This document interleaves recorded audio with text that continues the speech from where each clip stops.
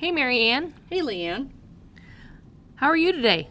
I'm doing pretty well. How about you? Okay, have you noticed that on Kewanee Nostalgia, there's been a lot of talk about neighborhood grocers? I did see that. I think you should do a podcast on it. Ooh, Samara's, the store I grew up near. That would be That cool. sounds like a good time. Yeah. Okay, I'll see you at the museum. All right, see you there. Buckle up. It's time for KewaneeMemoryLane, where we cruise down the 4 lanes of Kewanee history with a detour of fun uncovering the past,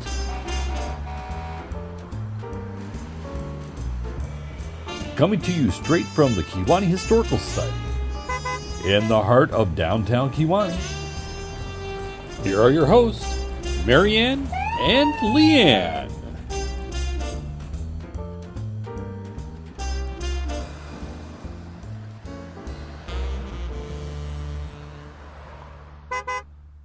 Hi, I'm Marianne. And I'm LeeAnn. Thanks for tuning in for our next episode of Kewanee Memory Lane. As you heard earlier, we are going to be talking about neighborhood grocery stores, and it was neat to go around with you and kind of see some of the old buildings. Yeah, but first right. I thought we would talk a little bit about our show and tell items. Okay, sounds good. My show and tell item is the Craig School replica that I have here. It was made by Max Orr, the Weathersfield class of 1937. And it served as Weathersfield Township High School from 1915 to 1952 and junior high from 1952 to 1965. And it burned down in 65. Oh, wow. And I was reading an article, and there was a man who lived behind the school on Church Street. The school sat at across the street from the current Weathersfield School on off of McClure, and it sat where the current Encounter Church is.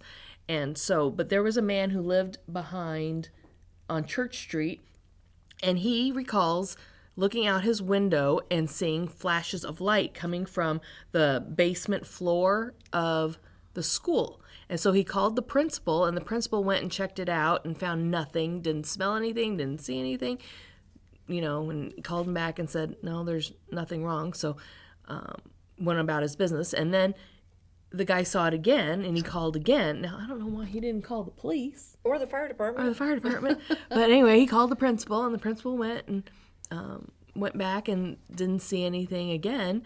And then I don't remember who called in the actual fire alarm, but they saw flames and smoke coming out of one of the windows. Wow. And that's when it burned, and they think it was probably electrical in the basement. That's what I was going to guess. And that the fire went up through the flues, and so it wasn't immediately seen until it got to the attic. So, and we do have some pictures of the burned out shell. I just wonder if it went up the flues, if it could have been saved, had it been caught earlier, who knows. I'm sure that poor principal man. Oh, I feel bad for him. Yeah. But, and then I guess it, like I said, it was held junior high, and then the junior high kids, it happened on a Friday night. So there was nobody in the school. Thank God. And by Monday, they had places for all the kids to go, like in churches. Kewanee loaned some rooms in Franklin. Oh, wow. And I know they went to Zion because they were in Zion's that's good. Sunday school rooms. Community came together. Yeah. They borrowed textbooks from, I think, Aledo and Kewanee. And then, of course, they got replacement books real quickly. Wow. But Wow. Yeah. Another school fire. Another school gone. Incident. Yeah. Isn't that crazy? Yeah. What did you bring today? So I brought an old parking meter. When I was a kid, I remember seeing these all over town. Kewanee streets were pretty busy. Street lights were at 3rd Street, 2nd and 1st here behind us. Like I've said before, this is really a hub. Our family friend, Millie Dragalovich, or Mildred, we called her Millie, the meter maid. Everybody did. Yeah, I think she's Dean Cruz's aunt. I had asked him for pictures to see if he had any of her in uniform. They can't find any. But I remember her and Dorothy Mitro would go around with a long stick with chalk, and if they had chalked your wheel, you better get out of there before you have a parking ticket. And I know at one time Kewanee had a lot of unpaid parking tickets. I don't remember the amount, but I remember reading about it. So I just thought it was neat. It was a memory, and it's another thing that we have donated here at the museum. So, these are things that we get donated. We love it when people drop off artifacts about Kewanee history. Yeah. Another artifact that we took advantage of is this trophy here. Marianne, you want to tell them what this trophy is for? So, it is the trophy if you win the second annual Kewanee Trivia Contest. at the Your Elks. name can go here. So the first team name that's listed there, I think, is the Notorious Northsiders. This could be yours. Get your team together April 20th. We're going to have another round of trivia. You can have up to 10 players per table. It's $10 per person, Right. I believe. Yep. Yeah, so $100 a table. You guys divide it up however Yeah. you want. Right. Bring your own snack food. It's at the Elks You have Club. to buy your booze from Right. the Elks. Yeah, but it'll be a good time. And like I said, it was on April 20th, and the theme is 100 years of history. So it goes by decade. Each question in each round will be a certain decade. I think we're going to have mulligans too, and I know last year we had, you could buy a Larry on a stick, but yeah. Mr. Larry Locke has left and moved. He and Pat moved to Denver. We really miss them here. They did so much for the museum. Right. But we're going to figure out some other little thing. Yeah, We just yeah. haven't come up with it yet. We're still thinking about that. Yeah, and the entry form or a link for an entry form will be on our Facebook page, KewaneeMemoryLane. Yes. Okay. Yeah. I thought that So was neat. Marianne, you want to talk about grocers today, neighborhood grocers? I do. Neighborhood grocery stores have always been an interest to me ever since I was a little girl and I Sure. was in the neighborhood. I was like probably 3 to 5 years old with my sister. I had a red piggy bank. It was probably from Union Federal because that's where my folks banked.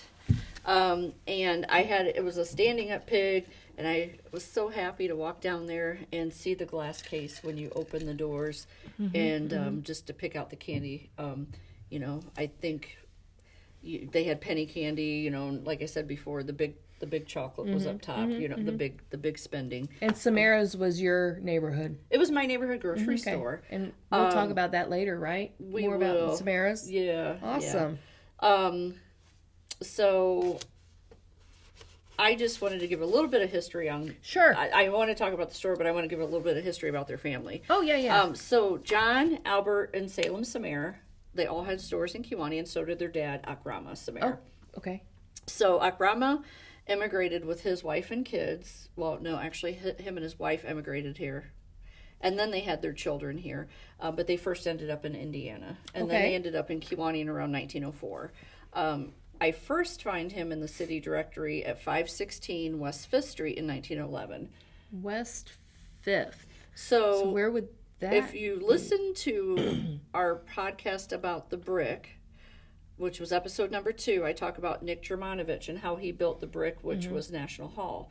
He at one time had a store at 516 West 5th. Oh. So before him, Akrama Samara had. So that was the one that was like the At bicycle the top, store? Yeah, it was at the top Okay. of Park Street. Okay. So I'm like seeing this address again, and it's so weird. Yeah, like, everything's connected in I Kewanee. know. So 516 West 5th Street, 1911. He was selling cigars. He decided to add some groceries to it. Okay, might as well. So why not? Then he decided he's going to open up a store at 525 North Tremont, but I also see it listed as 201 West 6th Street. So it's about the same. It's actually the Yeah. same. It's from 1917 to 1921. Okay. That property later would become the site of Wooden Shoe. Okay. The Wooden Shoe. And I have a picture here that I want to show of... got my prop here. This is Akrama here. Okay. And this is his oldest son, Salem, here. Okay. And this is, I believe, the store that was at. And what does it say? It says Akrama Samara. Blah blah blah blah blah. It Notions. says notions. I don't know what notions were. I don't. Well, usually that's like was it like sewing. or was it health and beauty Groceries. items like Okay, maybe. toiletries? I can't read that first We'll have to word. Google that yeah. later. I don't know what notions. Groceries, fruit, cigars, and tobacco. So he didn't get away from the cigars and tobacco. I Yeah. think a lot of people, usually guys, would smoke. Yeah. But I just thought it was interesting to Interesting. see this picture. And it's a block kind of building. Huh. It later became the site of the wooden shoe. Okay. So he was there until 1921, and then he decided he wanted to change it up a bit. So he was at 320 West 6th Street, and his family lived along that area of West 6th Street. So I believe 320 is now where the laundromat is, across from the old Franklin School. Okay. So he built that, well, he ran the store there from 1922 to 1928, and he died in 1928. Okay. So he came in 1904, and so he had 24 years in business around. Okay. And you know what I read about him was a good family man, successful, always just trying to keep things going for him and his family. I know they were hard workers, so just the total immigrant story, you know, just coming over here. Yeah. I don't know why they left their home country. I know when he came over was, I've seen it where he was listed as being from Syria or Serbia or Croatia. So, you know, on some of the papers I found, I think it just depended on maybe at the time, like the wars and what was going on. I'm not really sure. So, Yeah. but as a kid, I knew Albert and John. I never knew Salem, of course. But I'm going to talk a little bit about Salem. He died in 1960.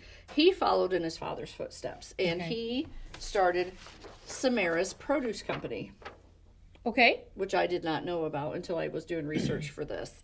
He first was doing his produce company at the Larkin grocery store at 119 North Tremont. We're at 125 North Tremont. So like 2 doors from here, 2 doors south.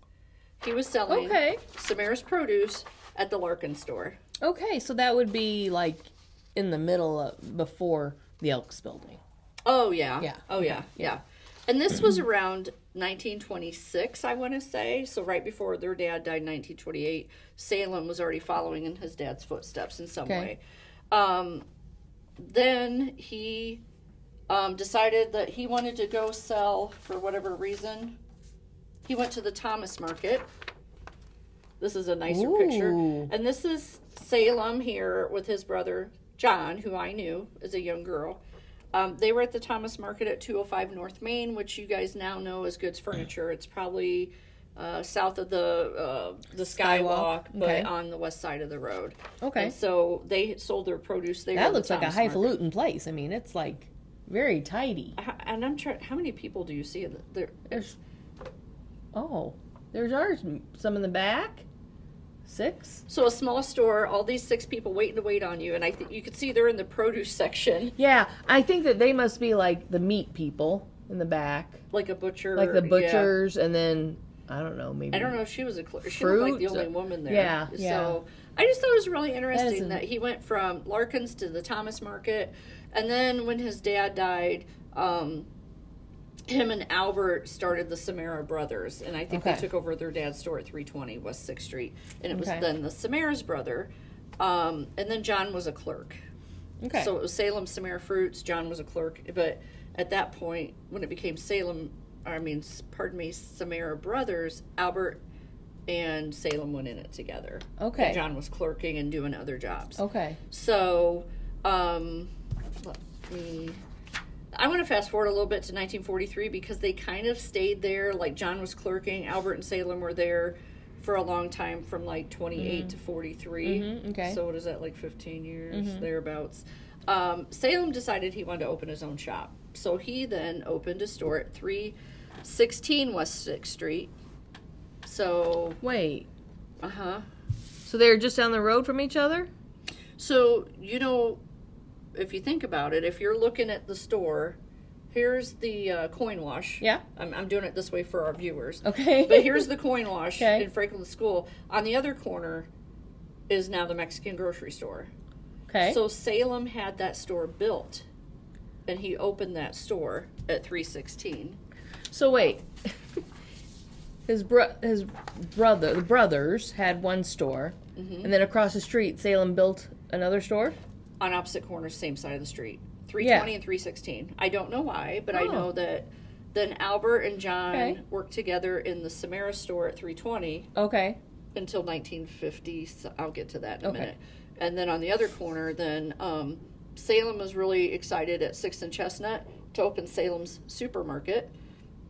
And he had a staff of about 6 people, including himself. And this is not a very good picture, but it's from the newspaper. Okay. And this is 6th and him on the Chestnut. end. He was very excited to be opening the store. Okay. For And that whatever is reason, the current Mexican grocery store? Where Okay. you could get some good tacos, I've heard. Yeah, that's what I heard. I haven't been there in a while, so. In back of the store, yeah. Yeah, so I just thought it was interesting that they did that. And then 6 years later, pardon me, he operated it until 1960. So for about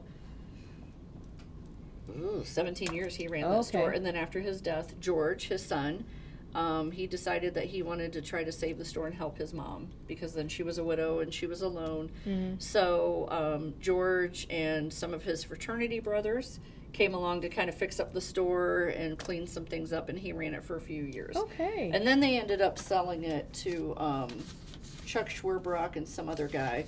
And you guys might remember C&M Red and White Grocery eventually is what became there. Okay. So, but I want to go back to Samara's a little bit. They moved their store to 430 East 9th Street in 1958. Okay. And I wasn't born until 69, so if you go back to when I had the piggy bank, it was probably around 1973, 1974 when I show up with my piggy bank. And they were already pretty much established there for 15 years or so. Albert and John were definitely north side fixtures in our neighborhood. A definite stop for neighborhood kids on the way to the pool in the summer.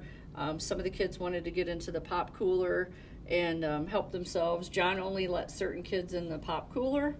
You had to be like respectful and responsible. They really ran a tight ship in their store. I usually dealt with John, but Albert was there and his wife. She was kind of hidden in the apartment, but I know the three of them ran the store together. And so the cooler had glass bottles of pop. And so did it just have pop in it, or did you have to?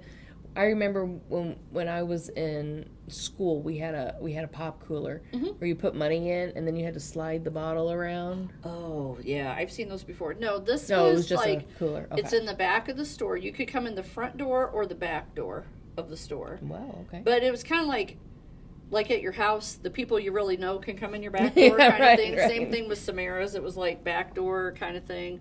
And like I said, our family, we were some of the kids allowed. So it was it used to be a meat cooler. Oh, okay. And it still had hooks in it for where you hung beef. Okay. But they didn't hang the meat, but it was just cases of Pepsi Cola, RC Cola, whatever. But it was all glass bottles, no plastic back then. So they had a walkway that was probably this wide, and then the pop was all around it. And then you just took what you want, and they even had a bottle opener. You went to the counter and paid for your soda. Awesome. Yeah. So, but there were certain kids that John would chase out of the cooler. Whatever. Probably didn't pay for all the pop they drank. Oh, maybe that's what it was. But when you're by the pop cooler, they also had this neat long deli market or a deli case. And you could get walnut cheese from Walnut, Illinois. Oh, I thought you were going to say cheese made out of walnut. No, it was the company. You could get, my mom just loved the potato salad, and we would get bologna. So, you told John how much you wanted. He would slice the bologna, slice the cheese for you, get the potato salad. You could get a pizza out of their freezer, and they had a butcher block outside of the meat locker, the pop cooler. Yeah. And, and he would put the pizza in there if you wanted. You could take it home baked, ready to go. Just go home and eat it. And John already cooked it for you while you stood there and talked to him. That's nice. They had a nice variety of ice creams in their ice cream freezer, but they'd yell at you if you had the door open too long. Yeah. But it was this door that kind of pushed back and folded, and you kind of were in here looking. So the neighborhood grocers were like actual supermarkets. They weren't like what we would think of as convenience stores. It was actually like a small-scale grocery store, not your big box like Kroger's that we had, or like Walmart now, or Sullivan's. I mean, these were really the hub. But it had fresh produce. They had they did have fresh produce. They had a can of peaches. They had canned goods. Okay. They had things you might need to clean your home or your body. Everything, but on a small scale. I mean, really, you could go down there and get just about anything. Really, do you need? I'm sorry, we have too many. And they did have a big cigarette case, too. Well, that was the time. I didn't buy those, but, I remember, I just remember going in the front door, and remembering what the sound of those swinging doors made. Yeah. And the wooden floor and just how it sounded under your foot. I just have a lot of fond memories. John and Albert were always really, really nice. I didn't get to know John or Albert as much. He was quieter, but John would be social. And what really would I would get a kick out of is they would take your paper grocery bag and they would write your amount of each item on it. Okay. They had an receipt. They had an old-fashioned They had an old-fashioned cash register. Okay. And then he had a tax table, so he'd figure out your tax. Yeah. And then he'd write that and add it all up, and then you took your bag home with all your totals on this. Pretty cool. Okay. A few times Albert gave me $1 too much in change, so I would take it back, and John would reward me with a pack of gum Oh, because that's Albert, nice. kind of. But yeah, I think Albert died in 1980, so I was probably about 11, and so I knew John a lot better. So, Okay. John was a really nice guy. I remember just kids giving them their school pictures. And so they're at the counter, and the doorway behind them went into their apartment. And so he would line the frame of the door with the kids' school pictures. Oh. And it was neat to be able to go That's in there a and see big your family. picture. Yeah, Yeah. So the neighborhood was really a family. Right.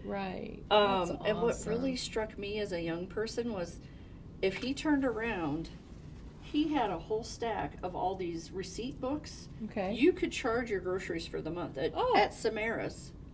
Okay. They would let you charge your groceries for the month, and you better pay it at the end, or I guess they cut you off. Yeah. Right. But everybody's family, he had this waxy kind of black pencil, and he would write your name on the spine of it, and yeah, then that was your book? you better pony up at the end of the month. But we never had a book. We always paid cash for everything. My mom and dad never liked credit, so Yeah, that's awesome though that you could do that. Yeah, it was fun. And I know a few times they got robbed. We would be, as a family, really upset and concerned about their safety. John and Albert were so nice to the neighborhood kids and the families. Why would somebody take advantage of them like that? So that was something upsetting to me. Right, yeah, especially as a young person. But you could go in there and get a box of Fruit Loops, an ice cream bar, some bologna, and cheese and potato salad, cook your pizza. He sold Pop-Tarts. And an array of candy. And just get caught up on the neighborhood gossip.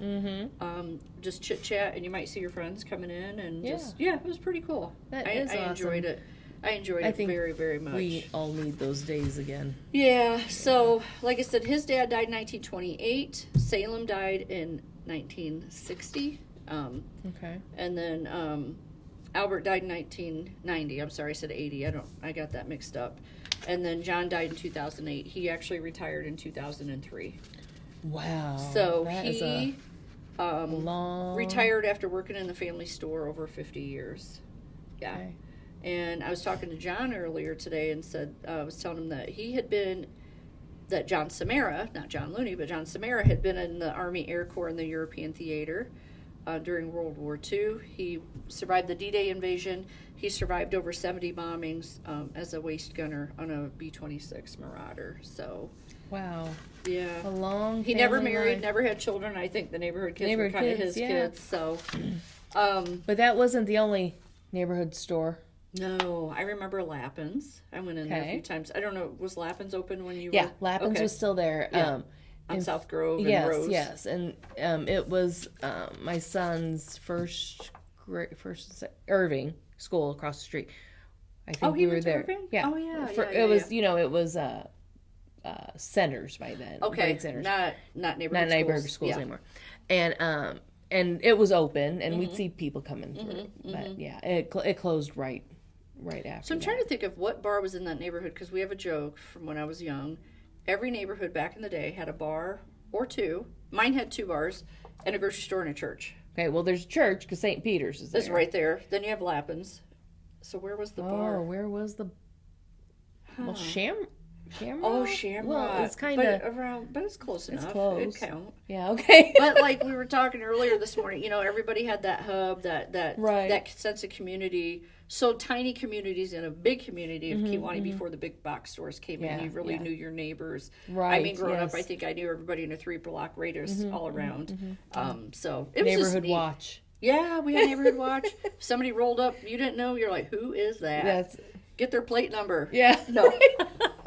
Maybe. I don't know. Yeah, hey, I don't know. I still do that. I have a certain route that I walk with my dog, and at certain times of day. Yeah. And people know that I have a route, and It must be 4:25. Here comes Leah. yeah, here comes Leah.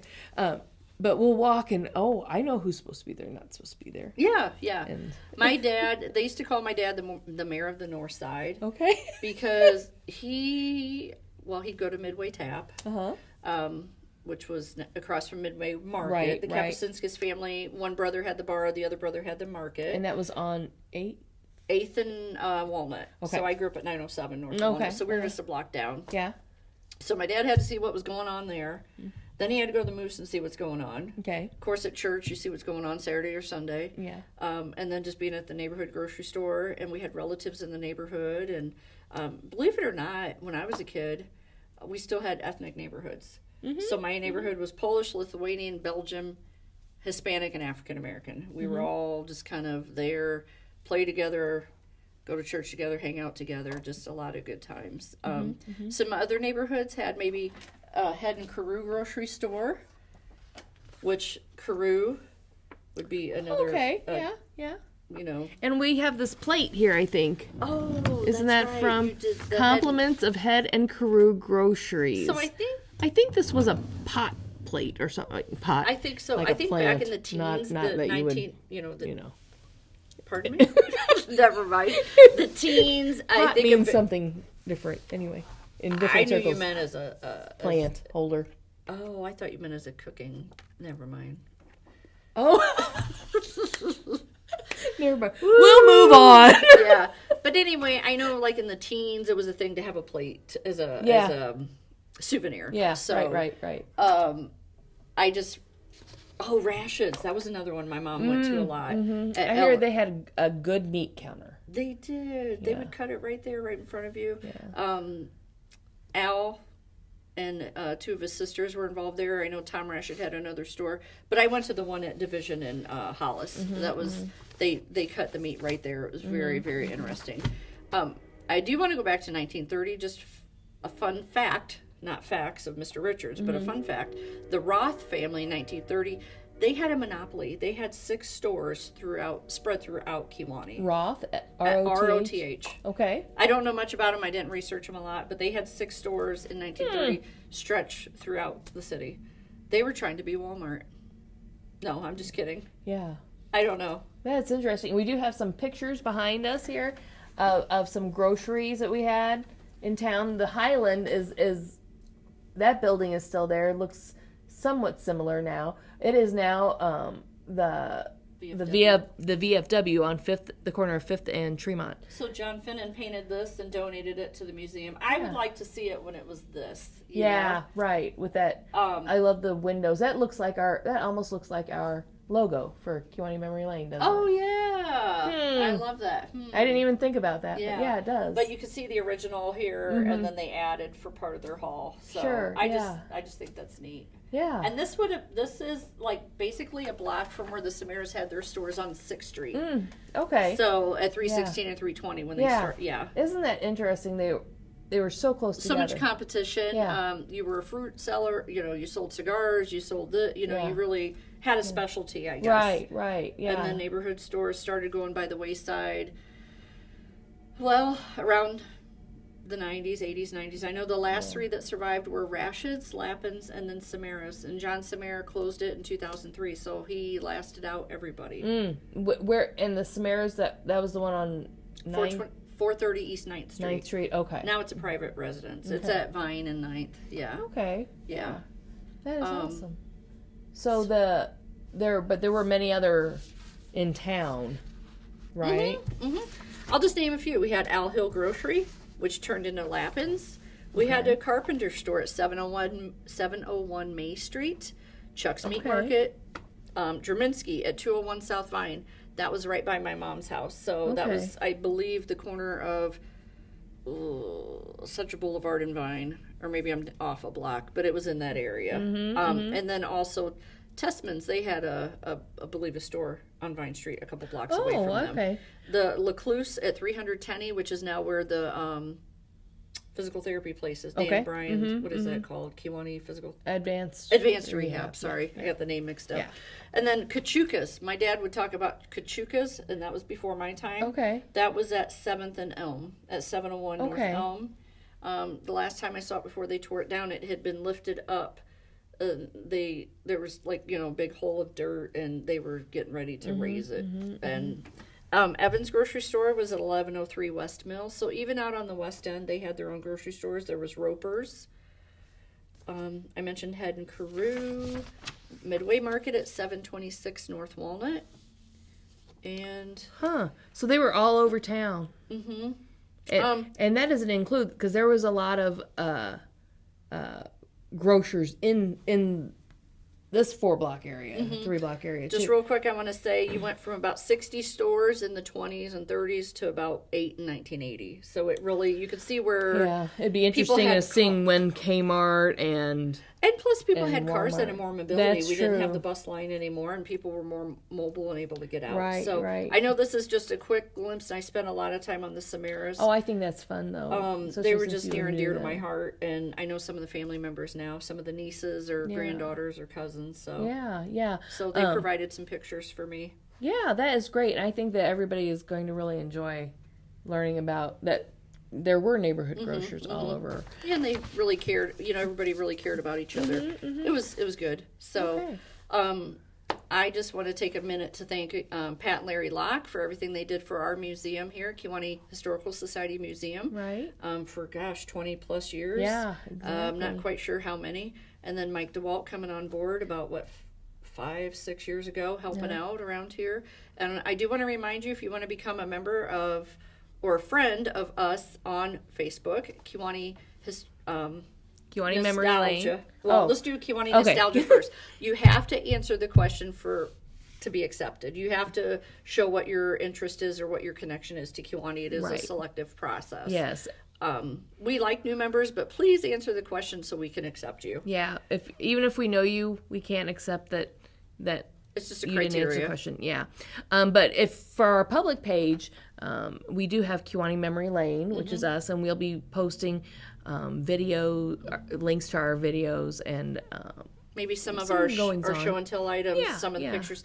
Also, I think LeeAnn and I might be taking since it's getting warmer and I'm in a short sleeve shirt, we might be bopping around town and kind of doing some tours. Yeah. I know I have brought my flashlight. I put batteries in mine. I also, we recently toured a building that you're going to enjoy hearing about later. Yeah. But recommended bring your own flashlight or a headlight if you have Yeah. it. Yeah. Oh, that's a good idea. I have one at home. Yeah, I do too. We're nerds, but we're cool. Okay, thanks again. See you later. See you at the museum. Thanks for cruising with us today. We hope you enjoyed the show and you'll join us for our next cruise down Kewanee Memory Lane.